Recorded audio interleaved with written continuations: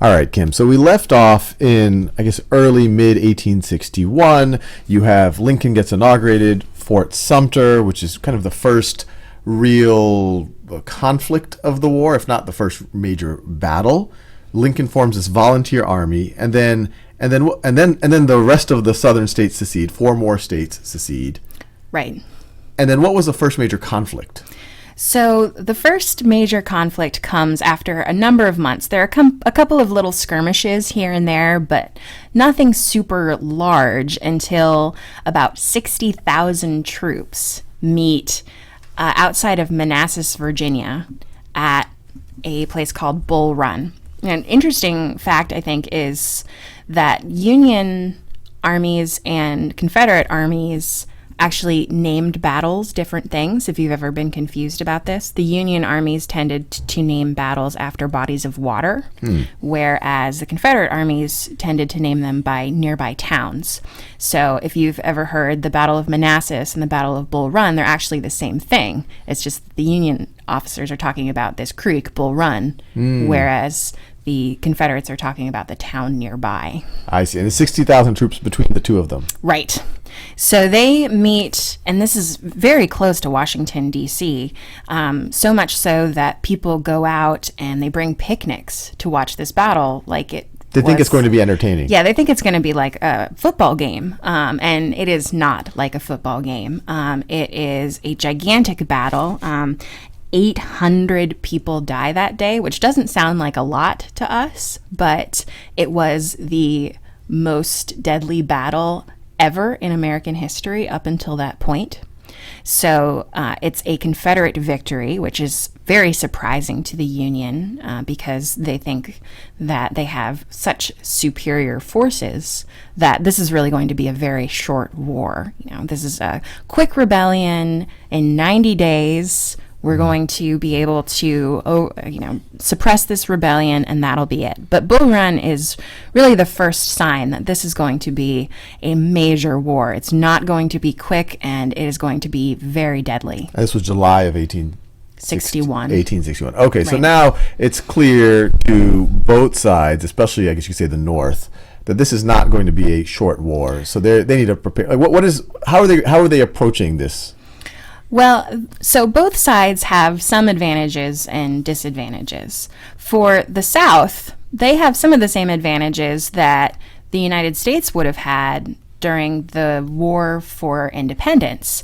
They have home court advantage, we could say, which is that they know the territory very well. And also there's a real incentive for people to protect their homes, right?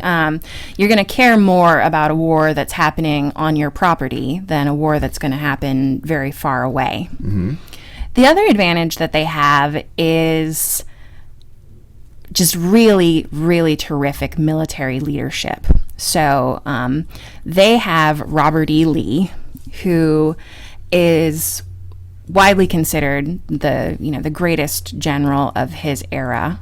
He's truly a military genius. He, in fact, was offered a commission in the Union Army, but when Virginia seceded, he went with Virginia. He preferred his home state.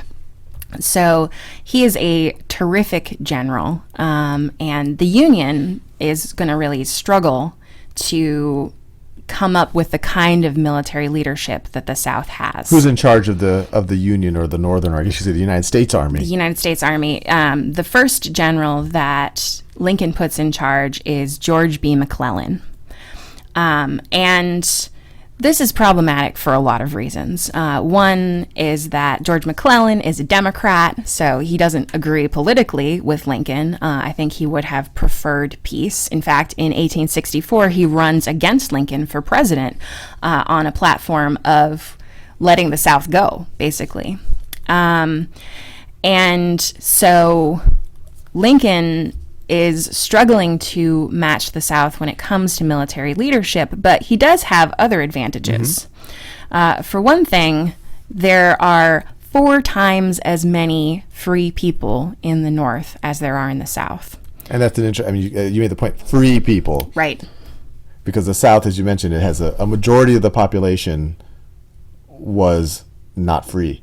I wouldn't say a majority of the majority. population. In many states, that was in the the case. deep South states, In the deep that was South more likely states. to happen. Okay. Right. But so there are only about 9 million people living in the South. And of those 9 million people, 3.5 to 4 million of them are enslaved. So they're not going to be fighting to continue the institution of slavery.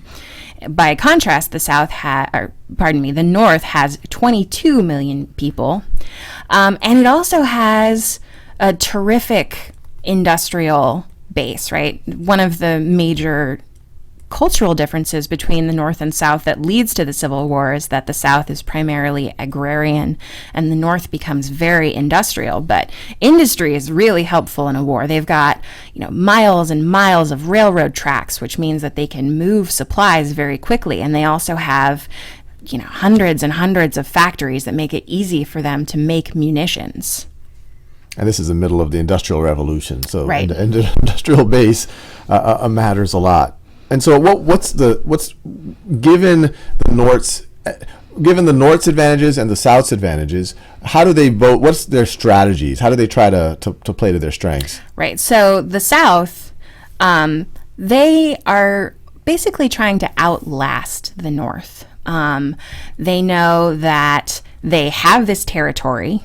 And if the North wants them to come back into the Union, they're going to have to conquer this territory. Mm-hmm. And even though it's hard to kind of tell, the territory of the South is actually larger than Western Europe. So in a way, the North has a bigger job to conquer the South than the Allies did in World War II to conquer Europe. So they know that the South is going to or the North is going to have to fight a war to conquer them, whereas the South just needs to win the war of waiting, of attrition, of just seeing. Yeah, they're hoping that the North will get tired of fighting. Fighting in another person's land, you're not defending your own land. Right, and they know that there are plenty of whites in the North who don't care about slavery. It's not in their... They're indifferent. What do they care? What do they care? In fact, some people are afraid that if the slaves are freed in the South, they're all going to come up north and they're going to compete for labor with poor white people. So there are plenty of whites in the North who have no interest in the slaves in the South being freed, even if that's, not an early war aim of the North. So the South is hoping that maybe they can win a couple of really big battles that show that this isn't going to be a big war. Or it would be so painful for the North to try to conquer the South, so to speak. Right. And they're also trying to show that they're serious to an international audience, particularly England, because the South is producing 3/4 of the world's supply of cotton at this point. And England is an industrial nation which is built in many cases around textile manufacturing. So they're hoping that if they show that they are serious about their own nationhood, that they're going to win this war against the North, that England will intercede on their behalf to protect their supply of cotton. So this would be an appeal to England on purely economic grounds. Right. Fascinating. Because England, they didn't have slavery. No. They weren't, but purely economically. Right. At least appeal to them. So, on the other hand, the North's strategy is what they call the Anaconda Plan. And the idea of the Anaconda Plan is that they are going to squeeze the South economically. What they want to do Like an anaconda. Like an anaconda, right. So they want to blockade the Atlantic Ocean because they don't want the South to be able to sell their cotton to get money. And they also don't want the South to be able to buy the kinds of things that they're going to need to make a war happen. Yeah. They also want to control the Mississippi River because that's the real main artery of commerce in the West, right? Anyone who is going to be shipping their grain or their cotton is going to be shipping it down the Mississippi to the port of New Orleans. So the Union hopes that if they can basically surround the South and make sure nothing gets in or out, then eventually they're just going to starve to death. And this also goes to the industrial base. It can also produce more ships and et cetera. Right. And it takes them a while to do that. In fact, at the start of the war, the Union only has 90 ships. I've heard it compared to 5 leaky boats, right? We're not a naval power at this point. And so it's going to take them a while to build up the kind of naval power they need to do that, because this is a 3,500 miles of coastline that they're going to need to patrol. And it looks interesting. I mean, just looking at this map, not getting too much into the details, it looks like a lot of the battles are concentrated right in this Virginia, Maryland area. And then there's more, it's a little bit more sparse, but you have a few that are in the deep south and along this Mississippi corridor.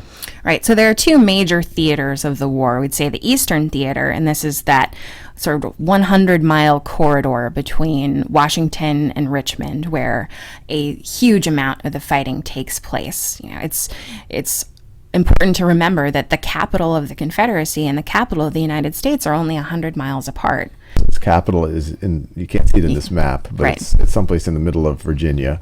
And then D.C. So it's literally, as you mentioned, you said it was 100 miles apart? Yep. Fascinating.